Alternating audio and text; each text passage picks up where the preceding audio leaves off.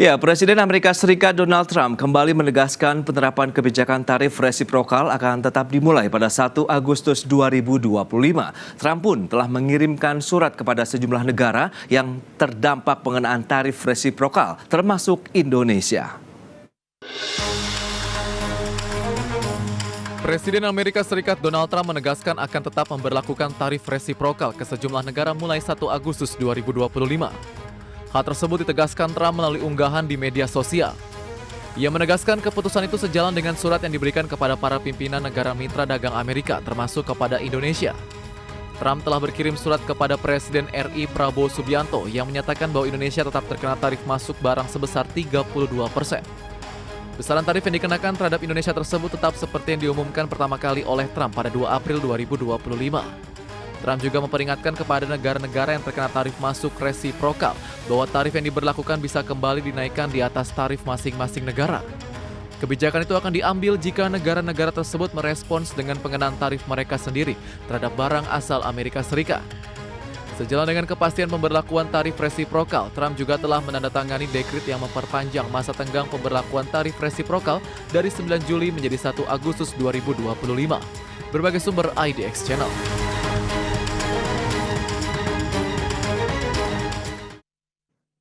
Ya, pemirsa, untuk membahas tema menarik kita kali ini terkait dengan upaya terakhir negosiasi menjelang penerapan tarif resiprokal, kita sudah tersambung melalui Zoom bersama dengan Bapak Handito Juwono, Kepala Sekolah Ekspor Nasional, dan juga Bapak Abdul Sobur, Ketua Umum Himpunan Industri Mebel dan Kerajinan Indonesia atau HIMKI. Ya, halo Pak Handito, selamat pagi, dan juga Pak Abdul Sobur.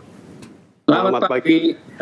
Baik, terima kasih atas waktu yang disempatkan. Tadi sudah disampaikan bahwa memang saat ini pemerintah masih berupaya begitu ya untuk bagaimana melakukan negosiasi lagi begitu setelah kita tahu juga meskipun Presiden Donald Trump menerapkan kebijakan tarif resiprokal untuk Indonesia 32%.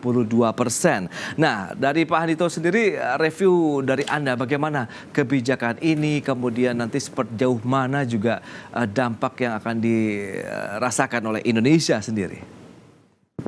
Silakan Pak Handito. Kita harus mulai melakukan introspeksi yang panjang gitu. Maksud saya kita tidak hanya melihat ini sebagai sesuatu yang menyakitkan sebenarnya gitu. Tetapi sejak Presiden Trump melakukan upaya penghukuman ada petik pada banyak negara termasuk Indonesia beberapa bulan lalu. Waktu itu saya menyampaikan bahwa thanks to Trump gitu. Terima kasih untuk Presiden Trump. Ini sebuah catatan balik buat kita introspeksi gitu.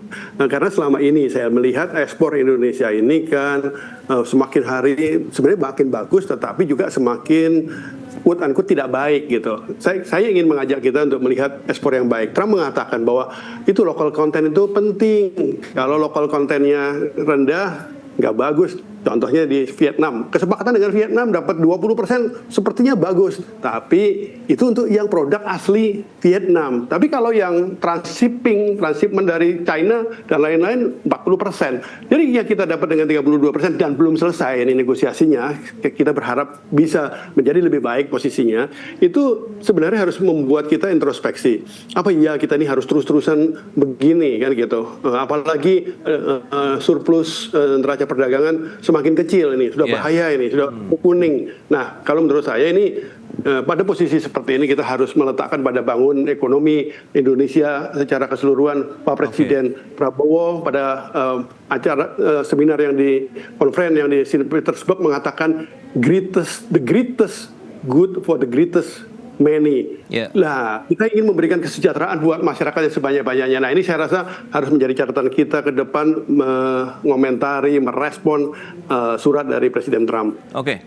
Nah, tapi dengan upaya-upaya negosiasi yang sebelumnya juga sudah dilakukan begitu, apakah memang penawaran-penawaran ataupun proses negosiasi yang di Indonesia masih belum sesuai yang diharapkan dari pemerintah Amerika Serikat sendiri begitu, Pak Handito?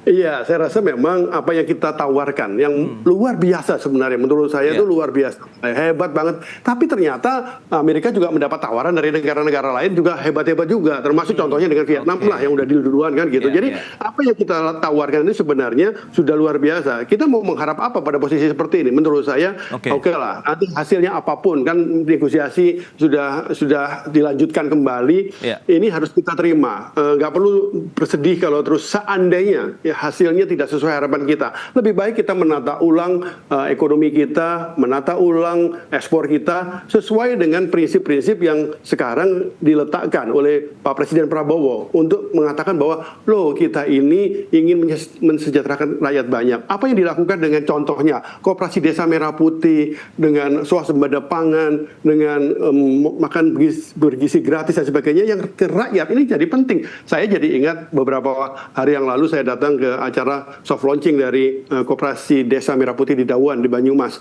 Saya melihat potensi untuk ekspor cukup besar di sana. Seringkali kita mengatakan, tapi ekspornya kecil-kecil nih. Ya nggak apa-apa, itulah prinsip dari the greatest good for the greatest many. Daripada kita ekspornya gede-gede gitu, mobil, elektronik, apalagi barangnya dari luar negeri cuma mampir ke sini keluar lagi. Akan lebih baik ekspornya adalah produk-produk pertanian, produk pangan gitu. Produk furniture-nya Pak Sobur itu lebih bernilai itu adalah ekspor yang baik, itu ekspor asli Indonesia. Baik Pak Andi. Nah Pak Abdul Sobur, lantas bagaimana Anda melihat begitu dengan diterapkannya pemberlakuan nanti 1 Agustus begitu ya untuk tarif resiprokal ataupun biaya masuk produk-produk Indonesia 32%.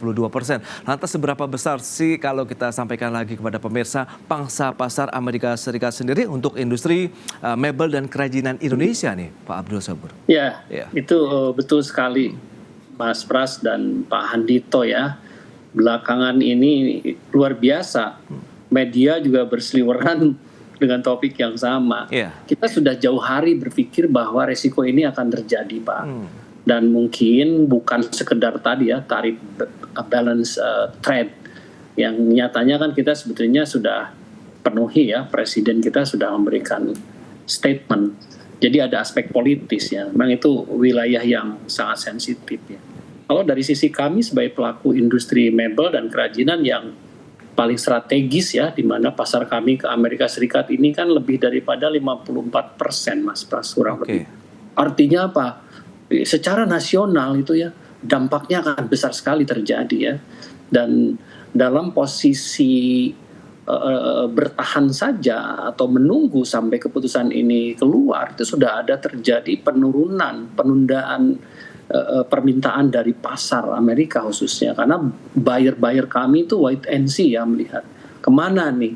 Nah itu aja dalam posisi seperti yang kita duga terjadi penurunan, apalagi sekarang sudah ada kepastian ya, kepastian di 32%. Belum lagi nih ada isu yang juga santer sekali tuh Mas Pras, yang diangkat oleh banyak pihak bahwa karena Indonesia masuk di dalam blok BRICS, tensinya jadi nambah 10%. Pak Handito itu tidak gampang mencari pasar alternatif itu Pak. Jadi rada gawat juga nih kalau sampai nggak semudah membalikan telapak tangan kalau kemudian pemerintah minta kita harus mencari alternatif pasar lain ya. Perlu waktu, perlu proses. Saya mengerti bahwa negosiasi ini belum berakhir, jadi masih ada jalan, dan saya sendiri sebagai pimpinan HIMKI dan kami menyambut baik ada duta besar yang terpilih, dan menurut saya Profesor Dr. Indroyono Susilo itu sangat capable sih untuk dijadikan salah satu leader untuk melakukan negosiasi. Kan selama setahun ini kan kosong Pak. Itu juga poin masalah sebetulnya yang kita lihat ya. Wah, negara sebesar Amerika dengan target market begitu besar dibiarkan. Kurang pas lah ini. Sekarang alhamdulillah sudah ada responnya.